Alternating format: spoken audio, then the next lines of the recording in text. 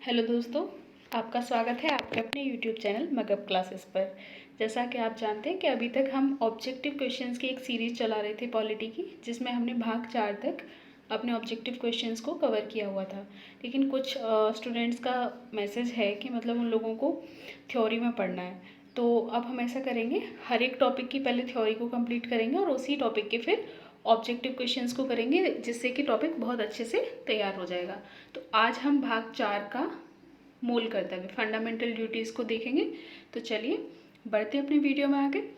तो पहला जो हमारा पॉइंट है इसमें वो है कि मूल कर्तव्य मूल संविधान का भाग नहीं था। जिस टाइम पे संविधान लागू हुआ 1950 में, और जैसे कि सबसे पहले तो 26 नवंबर 1949 को हुआ था, उस टाइम पे भी मूल संविधान में मूल कर्तव्य का कहीं पे भी उल्लेख नहीं था।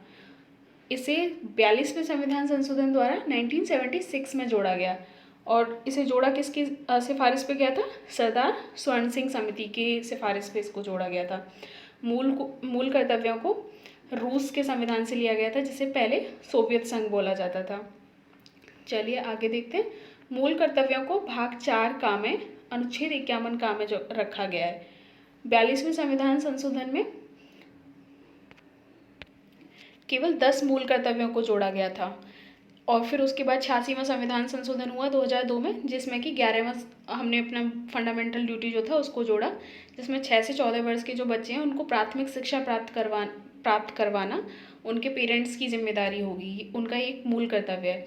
और ये चीज़ आपने मौलिक अधिकार में भी पढ़ी थी कि 86वें संविधान संशोधन द्वारा 2002 में इसको फंडामेंटल राइट बनाया गया था कि 6 से 14 वर्ष के बच्चों के लिए एलिमेंट्री एजुकेशन जो होगी वो फ्री होगी।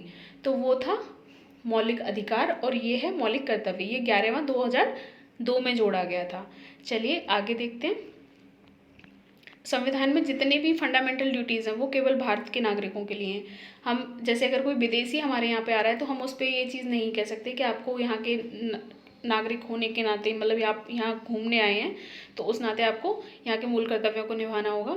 तो ये केवल भारतीयों के लिए हैं। चलिए मूल कर्तव्यों की सूची देख लेते हैं।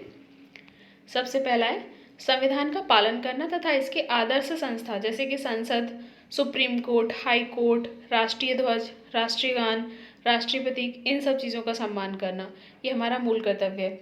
और ये केवल मूल कर्तव्य नहीं, अगर आप भारत के नागरिक हैं तो आपके ऊपर कोई इम्पोज नहीं करेगा इस चीज़ को, लेकिन आपको खुद अंदर से इस चीज़ का एहसास होना चाहिए कि भारत जैसी पवित्र भूमि पे आपने जन्म लिया है, तो इन सब चीज़ों का आपको सम्मान स्वयं ही करना चाहिए।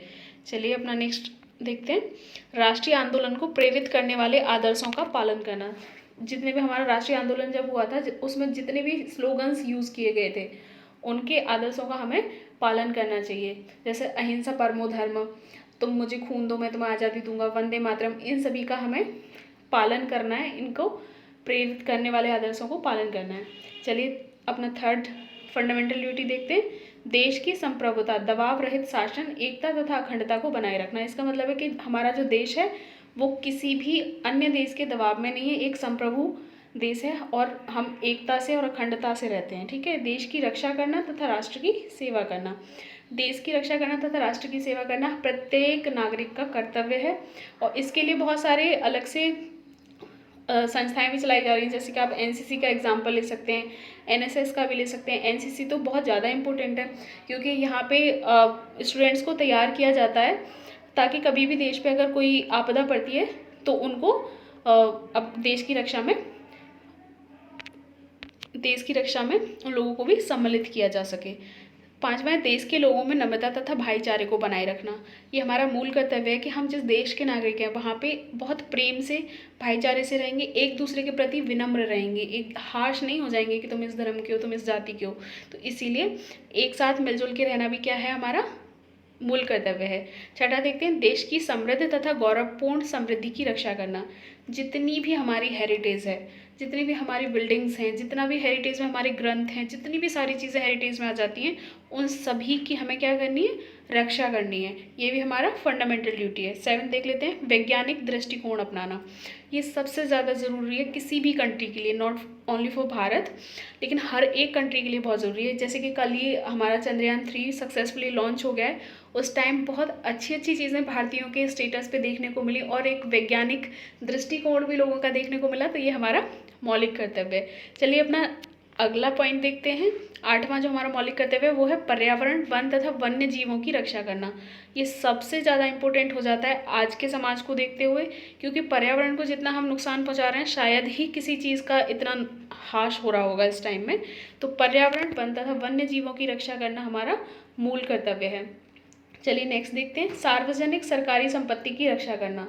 देखिए, क्योंकि भारत में बहुत सारी चीज़ें हैं जो सरकार की तरफ से हम लोगों के लिए होती है, लेकिन हम उनको प्रोटेक्ट नहीं करते। जैसे कि आप पार्क देख लीजिए, पार्क में बेंचेस पड़ी हुई हैं, लोग उस पर कुछ कुछ लिख देंगे, उन पे कूड़ा फेंक के चले आएंगे, कोई उठाने वाला नहीं।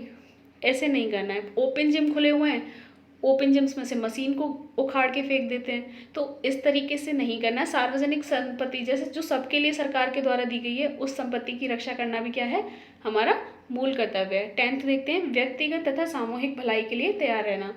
किसी समाज की भलाई के लिए, अगर जैसे हमारा भारत है, भारत में समाज की भलाई के लिए जैसे हमें कोई संस्था खोलनी है या फिर इंडिविजुअली हम कुछ करना चाहते हैं समाज के लिए, तो उसके लिए हमें पीछे नहीं रहना है। ये हमारा मूल कर्तव्य है कि हम समाज की भलाई के लिए कुछ करें। उसके बाद है हमारा 11वां, जो 2002 में जोड़ा गया था। 6 से 14 वर्ष के बच्चों के लिए उनके अभिभावक का ये कर्तव्य होगा कि वो उनको प्राथमिक शिक्षा जो है उपलब्ध कराएं। Thank you for watching. Like, share and comment and subscribe to my channel. इसके ऑब्जेक्टिव क्वेश्चंस हम नेक्स्ट वीडियो में देखेंगे। Thank you so much.